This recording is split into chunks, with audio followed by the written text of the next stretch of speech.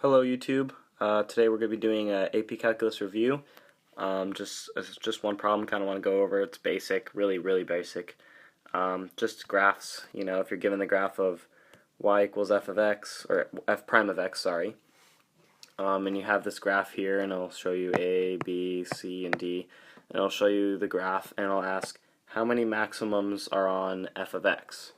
So this will be using your analytical skills, I guess, from knowing differentiation and stuff. So what we're going to look at here is the x-intercepts, and they're clearly labeled for us as A, B, C, and D. So what you're going to do here is make a sign chart. So all you do is you find the critical values here, and we determine that A, B, C, and D are critical values since they are x-intercepts. And then you're going to look at the graph, and you're going to plot like, well, not really plot, but analyze the slope of the graph. And if you would analyze the slope, you would notice that this is positive, right? Still a positive slope, and then this is a negative slope.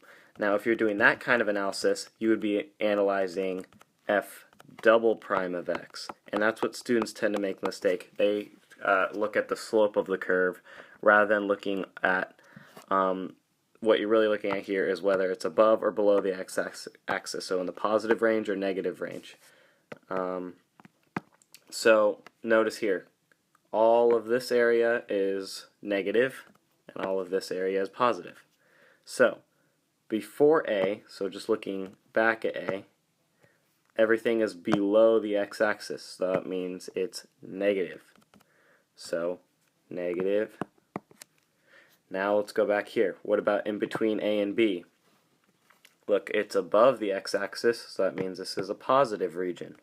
So go over here and make that positive. Now let's look at between B and C. Oh, look, this is below the x-axis, so it's negative, right? So negative.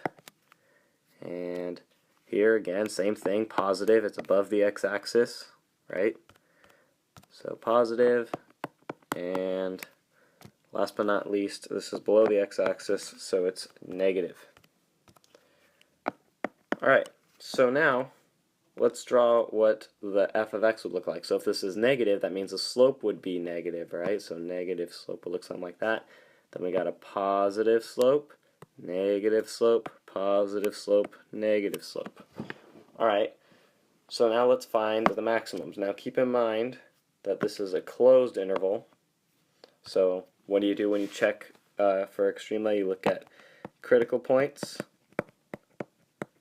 and what else? Endpoints, right? So watch out for these things here. Okay, so if you go from negative slope to positive slope, what's that make? That makes a minimum. So we're not looking at that. What else we got? So it'll be a minimum, and now we're going to go from positive slope to a negative slope. Oh look, that'd be a max right there. And then what are you going to do here? You're going to go negative slope to a positive slope. That would be a minimum as well, and then positive slope back down to a negative slope. So if you look here at these points, you have maximums. Maximums here. And minimums here. But look, we also got to worry about these. So which would be a max and which would be a min? Well, this here would be a maximum, and this here would be a minimum. Right? Okay, so how many maximums are on the function? 1, 2, 3. And that is our answer. Just 3 maximums. Alright, that was a quick review. Hope it helped.